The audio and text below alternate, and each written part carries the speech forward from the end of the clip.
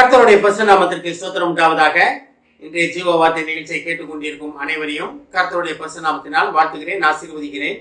இன்றைய தின தியானத்திற்கு தேவன் கொடுத்த வேத பகுதி அது எரேமியா தீர்க்கதரிசி எழுதின புஸ்தகம் 17ஆம் அதிகாரம், அதில் 14ஆம் வசனம். எரேமியா 17:14. கர்த்தாவே என்னை குணமாக்கும், அப்பொழுது குணமாவேன்.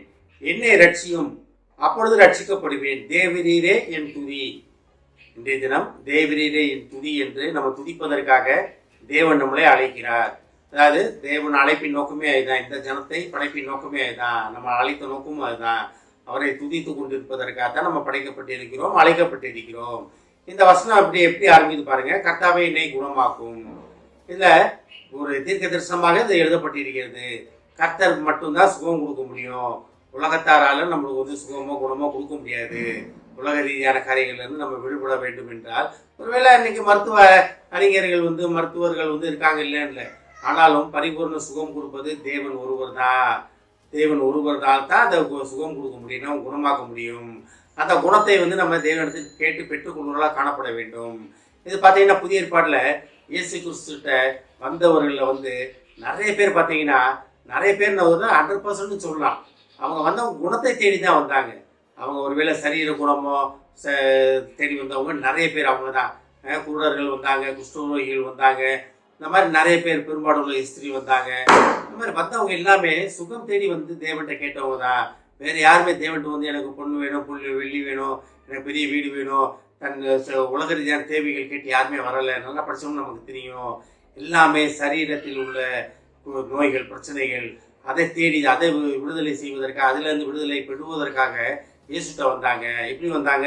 கர்த்தாவை என்னை குணமாக்கும்னு அவர்கிட்ட நின்றாங்க.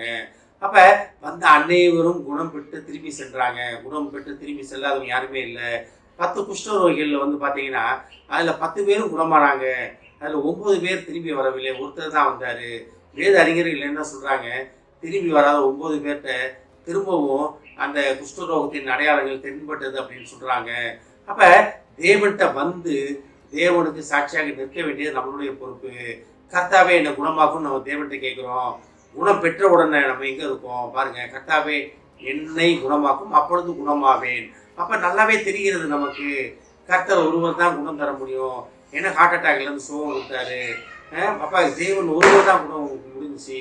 என்னோட ஹார்ட் அட்டாக்ல என்னோடய கூட இருந்தவங்களாம் நிறைய பேர் பார்க்குறேன். இன்னைக்கு மருத்துவ போனவங்க நிறைய பேர், அந்த மாத்திரை இல்லாமல் இருக்க முடியாதவங்க நிறைய பேர். இன்றைய வரைக்கும் 16 வருடங்களாக எந்த ஒரு மருந்து மாத்திரை கிடையாது எனக்கு.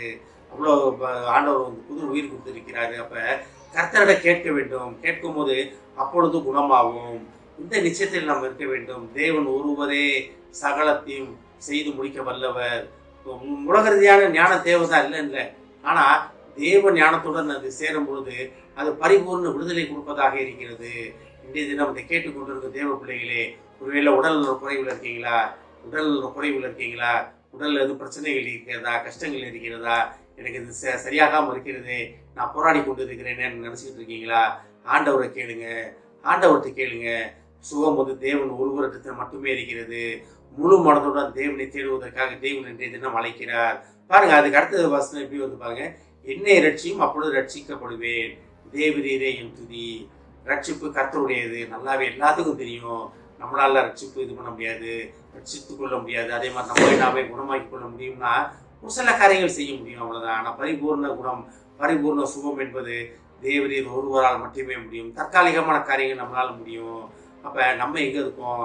குணம் பெற்று ரட்சிக்கப்பட்டு தேவனை துதிப்பதற்காக தேவன் இன்றைய தினம் நம்மளை அழைக்கிறார்.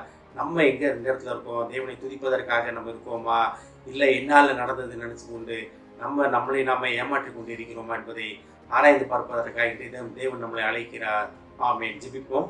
எங்களை அதிகமாக நேசிக்கும் அன்பின் பரலோக பிதாவே, கர்த்தாவே, நாங்கள் உம்மிடத்தில் கேட்கிறோம் ஆண்டவரே, எங்களை குணமாக்கும் ஆண்டவரே. ஏஸ்தாப்பனே, அப்பொழுது நாங்கள் குணமாவோம் ஆண்டவரே. எங்களை ரட்சியும் ஆண்டவரே, அப்பொழுது ரட்சிக்கப்படுவோம் ஆண்டவரே. தாப்பனே, நாங்கள் குணமாகி ரட்சிக்கப்பட்டு குணமாகி முழு சரீர சுகம் அடைந்து தாப்பனே குணமாகி நாங்கள் உம்மை துதிப்போம். துதிக்கும் துதி எப்பொழுது எங்கள் வாயில் இருக்கும். நாங்கள் எப்பொழுது உண்மை துதித்துக் கொண்டு இருப்போம் என்று ஒரு முடிவெடுக்கிறோம் ஆண்டவரே. எடுத்த முடிவிலே நிலைத்திருக்க எங்களுக்கு உத்தேசியம் ஆண்டவரே. இதை கேட்டுக்கொண்டிருக்கும் ஒவ்வொருவரையும் ஆசீர்வதியும் அப்பா. ஒவ்வொரு குடும்பத்தையும் ஆசீர்வதிக்கிறோம் ஆண்டவரே. குடும்பத்தில் நோய்வாய்ப்பட்டிருப்பவர்களை முதுகத்தை தெரியணுமாப்பா. கேட்கிற எவனும் பெற்றுக்கொள்கிறான் என்பது போல தப்புனே அவர்கள் உம்மிடத்தில் சுகத்தை நாடி தேடி உம்மிடத்தில் கேட்டு குணமாக்கப்பட உதவி செய்ய மாட்டவரே. அதற்கு சாட்சியாக நிற்க போவதற்காக நன்றி ஆண்டவரே. உம்மை துதிக்க உதவி செய்ய மாட்டவரே. ஆசீர்வதிக்கும் இயேசுவின் மூலமாக கேட்கிறேன் நல்ல பிதாவே, ஆமென்.